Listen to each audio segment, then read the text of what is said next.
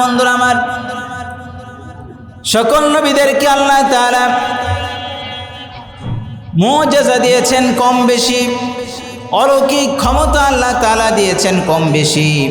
অনেক নবীদেরকে দিয়েছেন, যাদেরকে দিয়েছেন যুগ উপযোগী, সেই যুগের সাথে তাল মিলিয়ে একটা মুজিজা দিয়েছেন।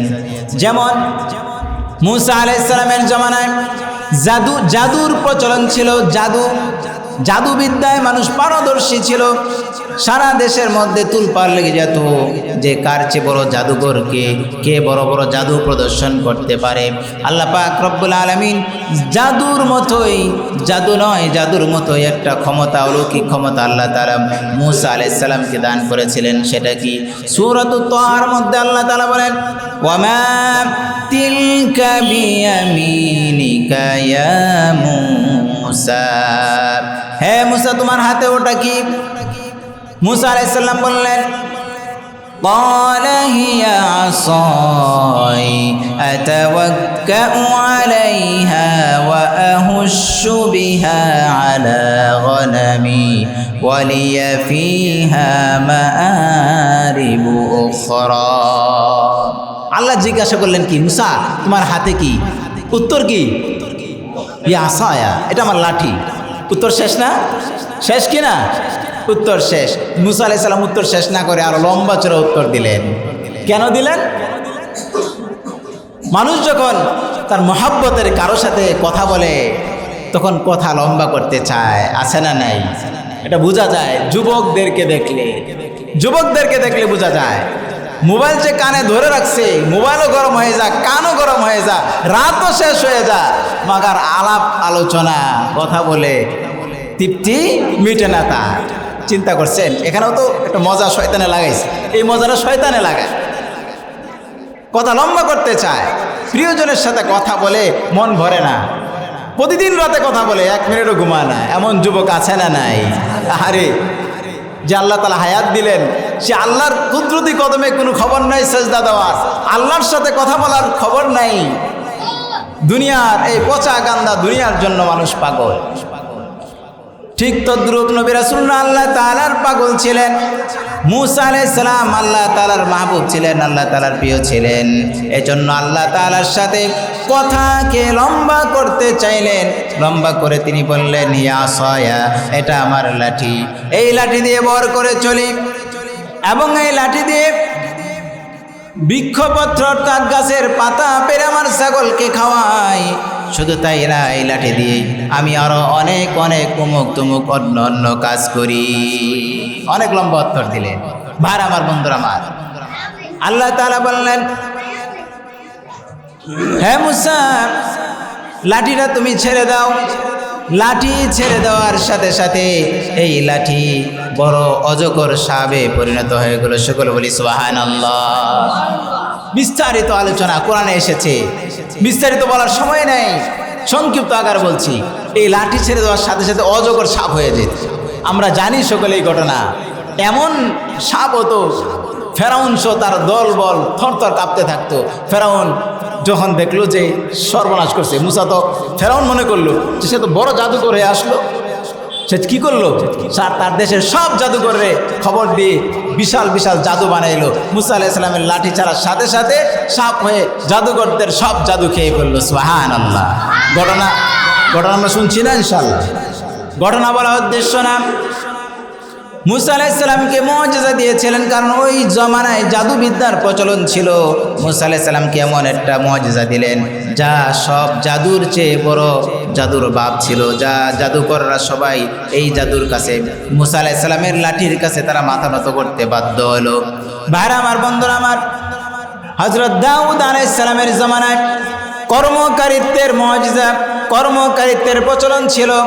কর্মকাররা নতুন নতুন কর্ম আবিষ্কার করত, নতুন নতুন যন্ত্রপাতি আবিষ্কার করত। আল্লাহ পাক রব্বুল আলামিন হযরত দাউদ আলাইহিস সালামকে এমন মুজিজা দিলেন, লোহা দাউদ আলাইহিস সালামের হাতে আসলে মোমের মতো নরম হয়ে যেত।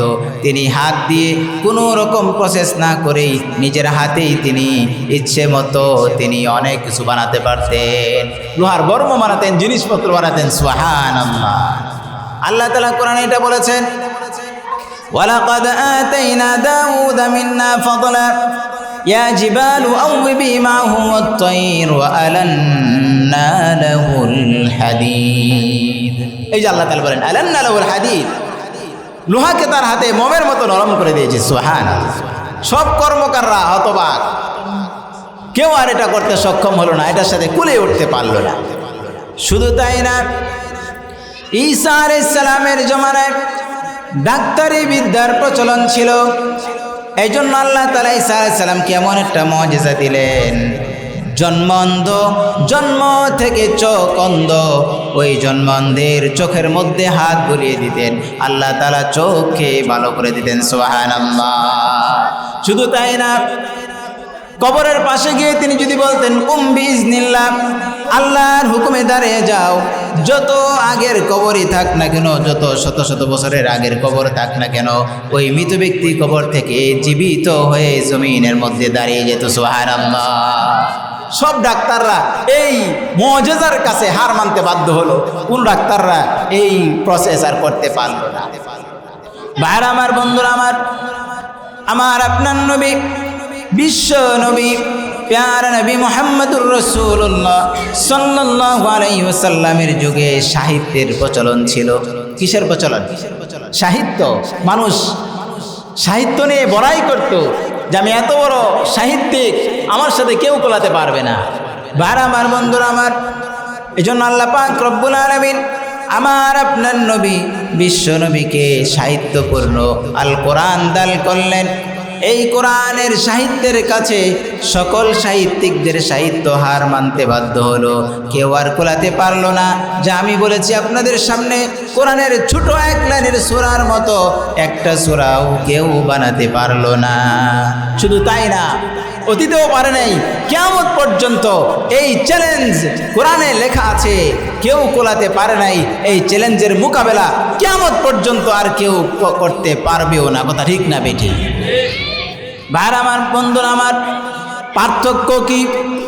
অন্যান্য নবীদের মুজিজা আর আমাদের নবীর মুজিজার মাঝে পার্থক্য কি? পার্থক্য একেবারে স্পষ্ট। ভাইরা আমার, বন্ধুরা আমার, অন্যান্য নবী চলে গেছেন, যেমন হযরত মুসা আলাইহিস সালাম চলে গেছেন, তার মুজিজাও চলে গিয়েছে। কিয়ামত পর্যন্ত কোনো মানুষের হাতে লাঠি ছেড়ে দিলে আর সাপ হবে না। হবে নাকি? আসতে বলতেছেন যে আপনাদের কাছে মনে হয় এমন মুজিজা আছে, লাঠি ছেড়ে দিলে সাপ হয়ে যায় নাকি? কিয়ামত পর্যন্ত কারো হাতে হবে না।